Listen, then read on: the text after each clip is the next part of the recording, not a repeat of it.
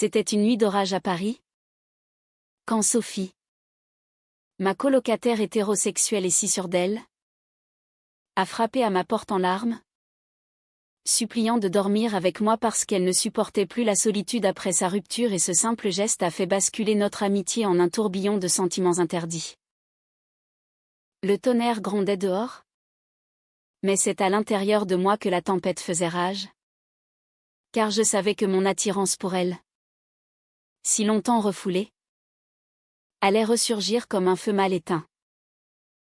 Dès le lendemain matin, nos regards évités et nos silences pesants ont transformé notre appartement en un champ de mines émotionnelles. Je m'appelle Léa. J'ai 22 ans. Et je vis dans un petit 2 pièces du quartier latin depuis que j'ai commencé mes études en littérature à la Sorbonne. Sophie, elle, en a 24, étudie le droit et vient d'une famille bourgeoise de Lyon. Nous nous sommes rencontrés via une annonce sur un site de colocation. Elle cherchait quelqu'un de calme et discret. Moi, une compagne de vie quotidienne pour partager les factures et les rires occasionnels. Au début, tout était parfait, des dîners improvisés, des discussions tardives sur la vie. Et cette complicité qui naît quand deux jeunes femmes partagent le même espace. Mais je cachais un secret, depuis l'adolescence. J'avais compris que j'aimais les femmes.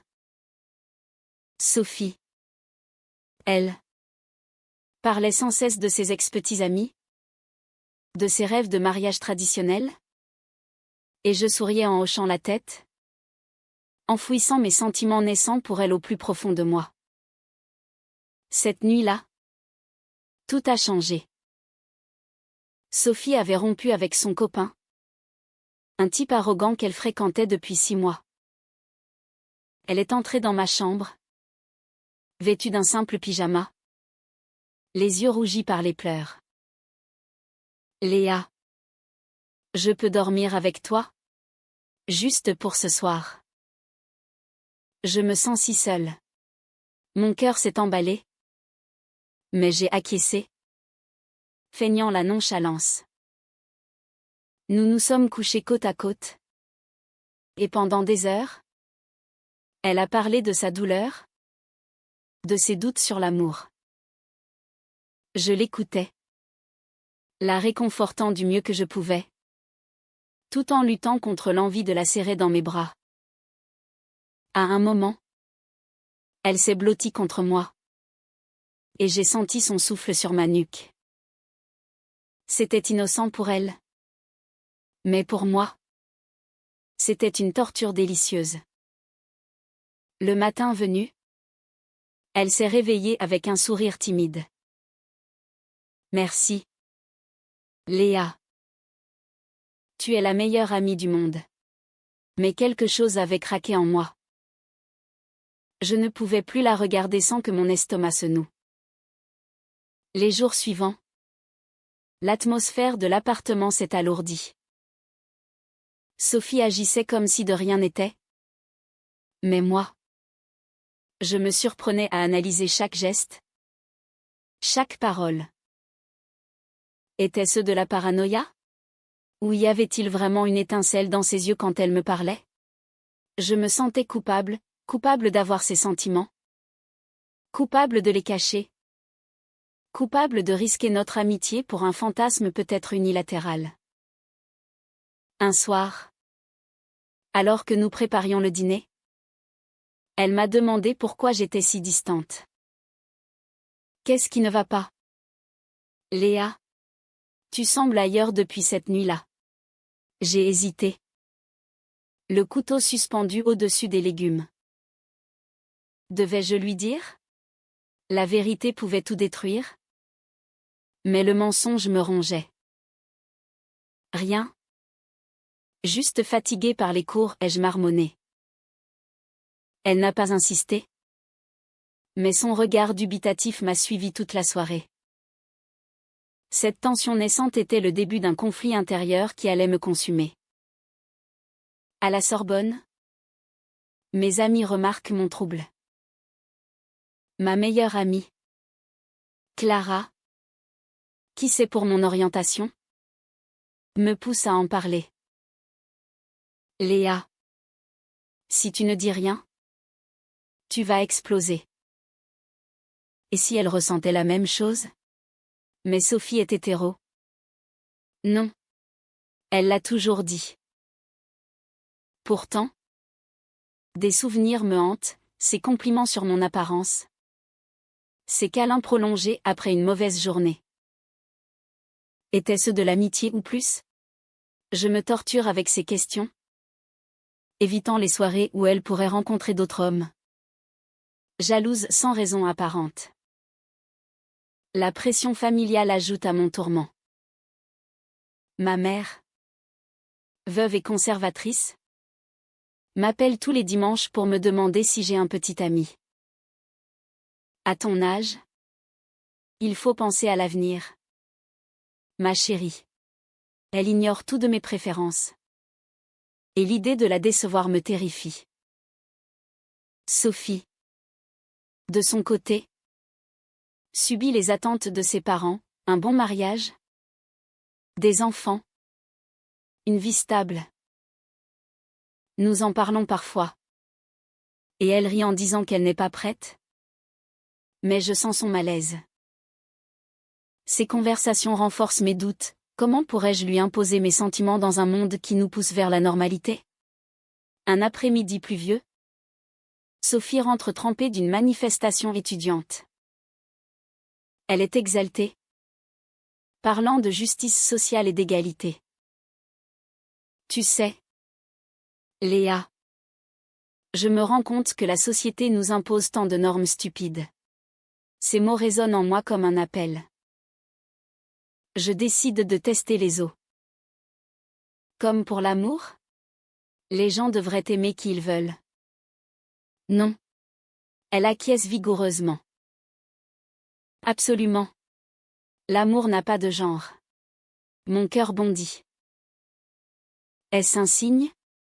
Ou juste une opinion générale? Ce soir-là, nous regardons un film ensemble. Blotti sur le canapé. Sa tête sur mon épaule. Je sens une chaleur familière. Mais quand le film montre une scène romantique entre deux femmes, elle se raidit légèrement. C'est beau. Mais je ne sais pas si je pourrais, murmure-t-elle. Mon espoir s'effrite. Je me retire tôt, prétextant un mal de tête. Et dans mon lit, je pleure en silence. Combien de temps pourrais-je supporter cette ambiguïté? Les semaines passent. Et la tension monte. Sophie commence à sortir plus souvent. Peut-être pour fuir l'atmosphère lourde de l'appartement. Je la vois rire au téléphone avec des amis. Et une jalousie irrationnelle me dévore. Un jour, elle m'annonce qu'elle a un rendez-vous avec un ancien camarade de fac. Juste pour voir. Rien de sérieux. Je souris faussement. Mais intérieurement, je bouillonne. Pourquoi cela me blesse-t-il autant? Parce que je l'aime. Tout simplement. Mais avouer signifierait risquer le rejet. La perte de notre colocation. Peut-être même notre amitié. Clara me conseille de prendre du recul. Va chez tes parents un week-end. Respire. Mais l'idée de laisser Sophie seule me terrifie. Et si elle rencontrait quelqu'un? Et si elle s'éloignait? Mes pensées tournent en boucle, m'empêchant de dormir. Je réalise que cette situation n'est plus tenable. Il faut que je parle. Quoi qu'il en coûte. Le week-end arrive. Et je décide de rentrer à la maison familiale en banlieue parisienne. Ma mère m'accueille avec un hug chaleureux. Mais ses questions sur ma vie sentimentale me crispent. Toujours célibataire. Léa. Tu es si jolie. Les garçons doivent te tourner autour. Je marmonne une réponse évasive, évitant son regard. Le dîner se passe dans une atmosphère tendue, mon frère aîné, marié et père de famille, vante les joies de la vie conventionnelle. Tu verras. Quand tu auras trouvé le bon, tout s'arrangera. Ces mots me piquent comme des aiguilles. Comment leur dire que le bon, pour moi, pourrait être une femme? De retour à l'appartement, Sophie m'attend avec un dîner préparé. J'ai pensé que ça te ferait plaisir après le voyage. Son geste me touche. Mais aussi me trouble. Nous mangeons en parlant de tout et de rien. Mais l'air est chargé d'électricité. Soudain, elle pose sa fourchette. Léa. Il faut qu'on parle. Depuis cette nuit, tu es différente. Ai-je fait quelque chose de mal? Mon pouce accélère. C'est le moment. Sophie. J'ai des sentiments pour toi. Plus que de l'amitié. Les mots sortent enfin. Suspendus dans l'air comme une bombe. Elle me fixe. Les yeux écarquillés. Quoi? Léa. Je suis hétéro. Je t'adore? Mais pas comme ça. Le rejet est immédiat? Tranchant. Je sens les larmes monter. Mais je les retiens. Je sais. Mais je ne pouvais plus le cacher. Ça me rongeait. Elle se lève. Fait les 100 pas. Pourquoi maintenant? Notre amitié était parfaite. Sa voix tremble. Mélange de colère et de confusion. Je m'excuse. Mais les dommages sont faits. Elle sort en claquant la porte, me laissant seule avec mon regret. Les jours suivants sont un enfer. Sophie m'évite. Rentrant tard. Dormant sur le canapé. L'appartement, autrefois chaleureux, devient un lieu de silence oppressant. Je me reproche mon impulsivité, aurais-je dû attendre? Ou ne rien dire du tout? Clara essaie de me consoler. Au moins, c'est dit. Maintenant, tu peux avancer. Mais avancer vers quoi? Vers une colocation brisée? Une amitié perdue? Sophie, de son côté, semble tourmentée. Je l'entends parler au téléphone avec sa sœur, murmurant des doutes. Je ne sais plus quoi penser. Léa est si importante pour moi. Ces bribes me donnent un espoir fragile. Mais je n'ose pas rapprocher. La société autour de nous n'aide pas, à la fac. Les ragots sur les couples lesbiens sont souvent moqueurs. Et les médias dépeignent l'homosexualité comme une phase ou un choix immoral. Sophie, élevée dans une famille catholique, doit lutter contre ses préjugés intériorisés.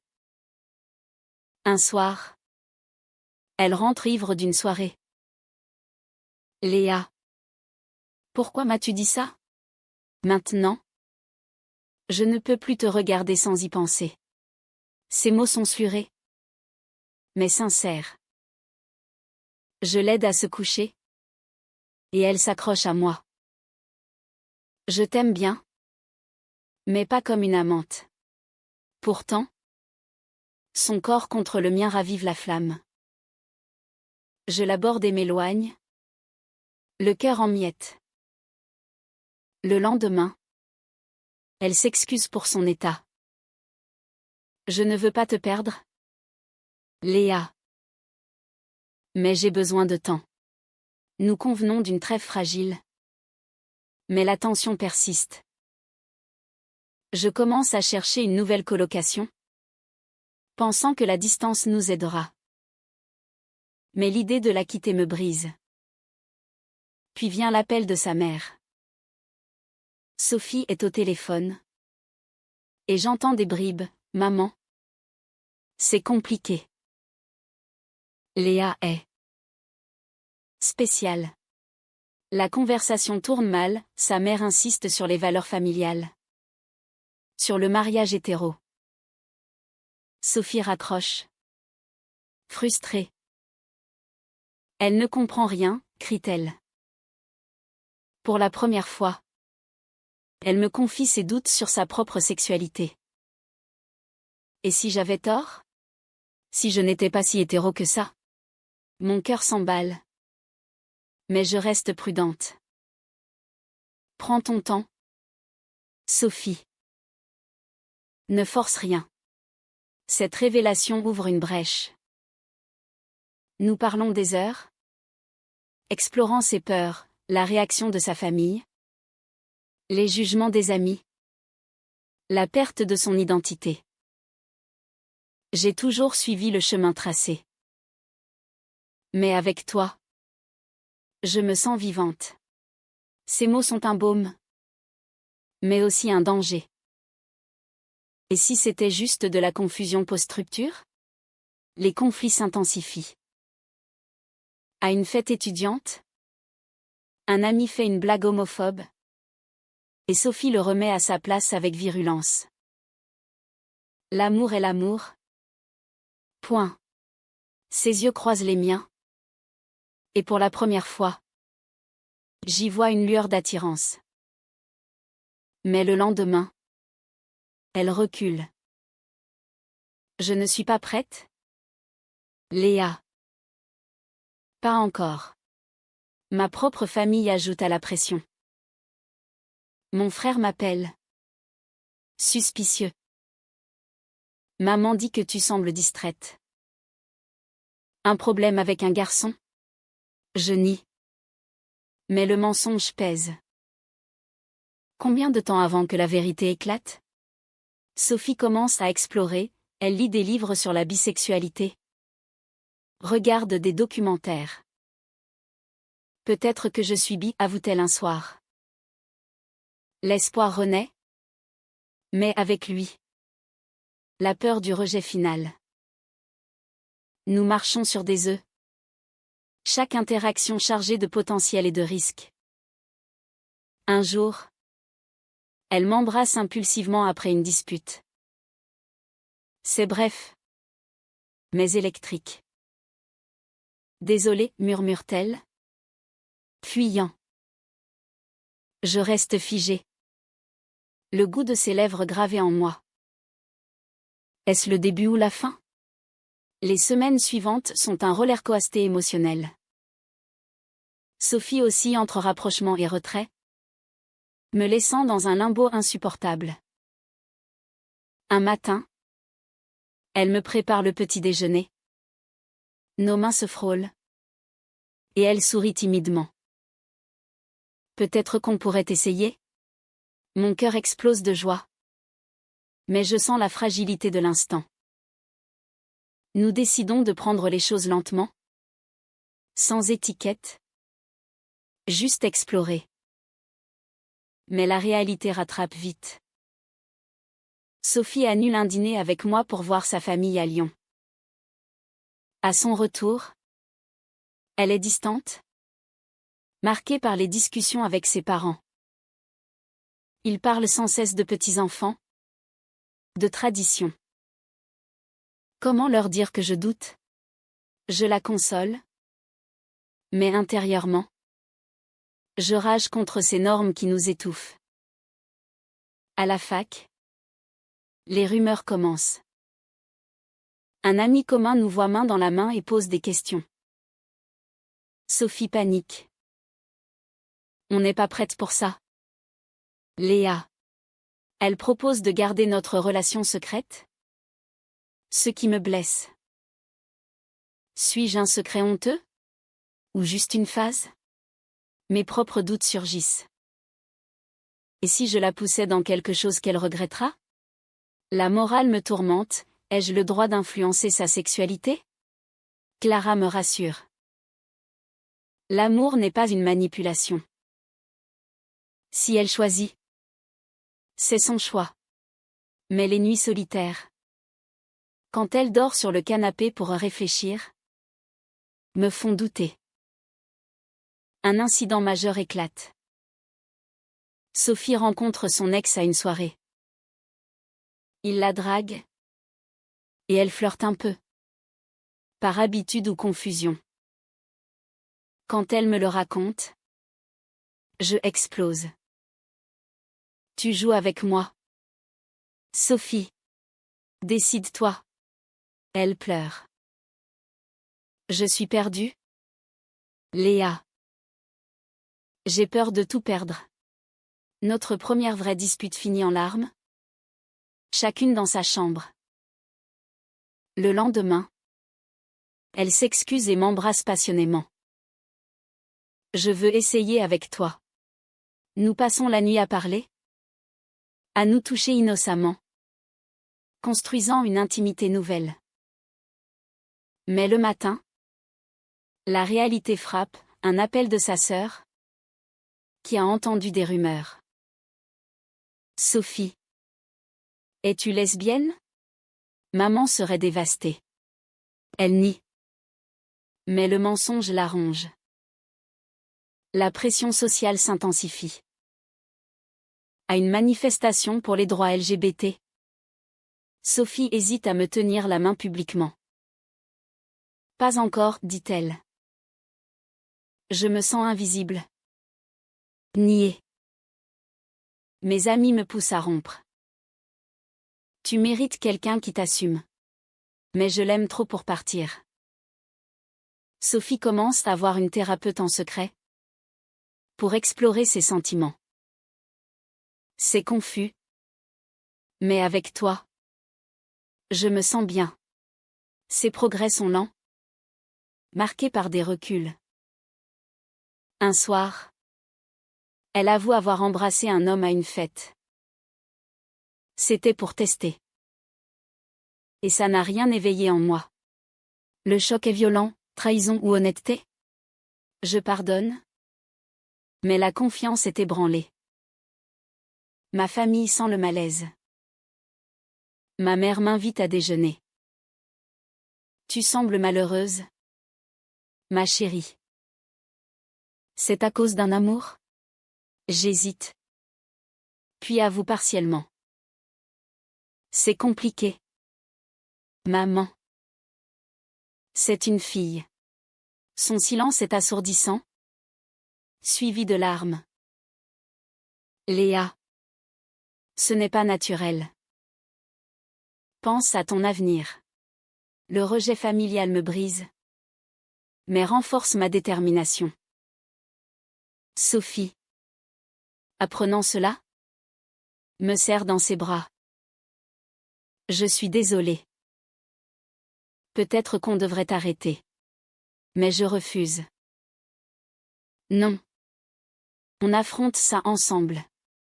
Notre lien se renforce dans l'adversité. Mais les coups montent, isolement. Stress. Nuit blanche. Un climax approche. Sophie décide de parler à sa famille. Elle part pour Lyon. Nerveuse. Souhaite-moi bonne chance. Les heures d'attente sont interminables. Quand elle appelle, sa voix est brisée. Ils m'ont dit de choisir, eux ou toi. Le choix déchirant la confronte, famille ou amour. Elle rentre. Défaite. Je ne peux pas les perdre. Léa. Pas maintenant. Nous pleurons ensemble. Sentant la fin approcher. Mais au milieu des larmes, elle murmure, pourtant. Je t'aime. Contradiction ultime. Qui nous laisse suspendus. Les jours après son retour de Lyon sont marqués par une tristesse palpable. Sophie erre dans l'appartement comme un fantôme. Évitant les décisions. Je les aime. Mais je t'aime aussi. Ces mots sont un couteau à double tranchant, espoir et douleur. Je propose une pause. Pour réfléchir. Mais elle refuse. Non. Restons ensemble. En secret pour l'instant.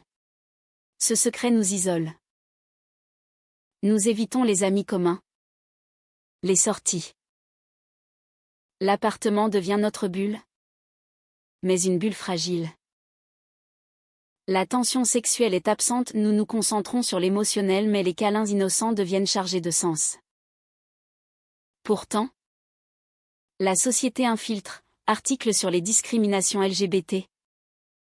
Débat télévisé sur le mariage gay. Sophie absorbe tout, questionnant ses croyances. Un soir, elle craque.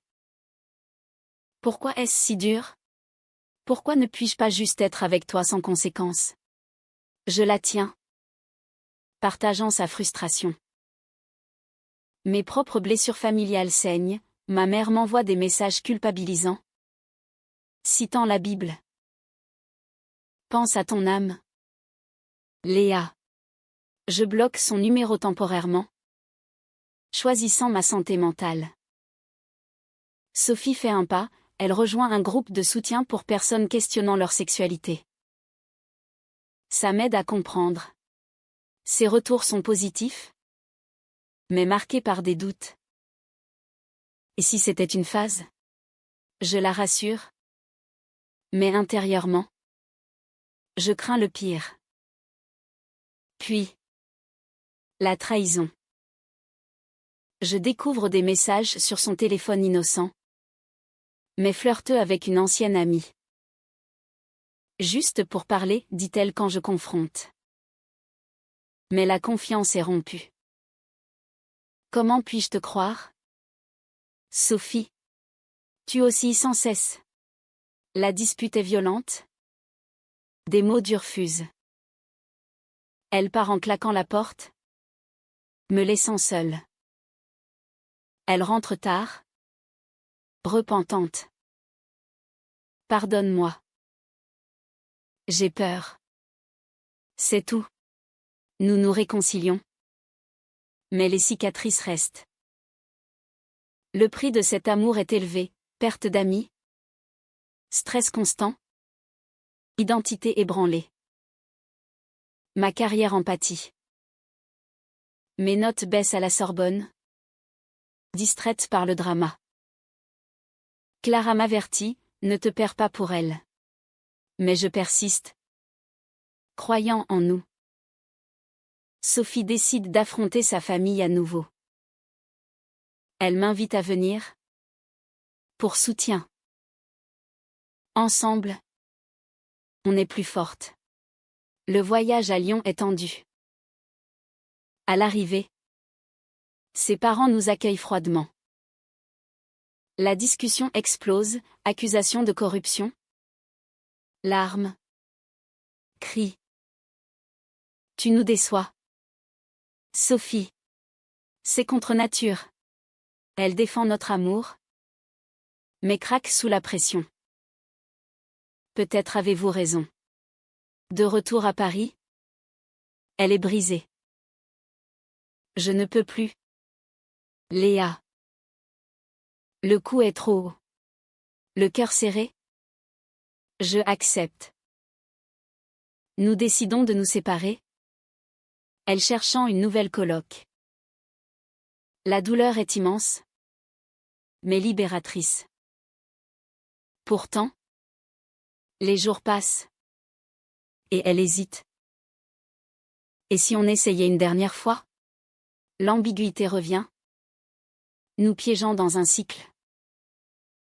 Les semaines de séparation sont un mélange de soulagement et de vide.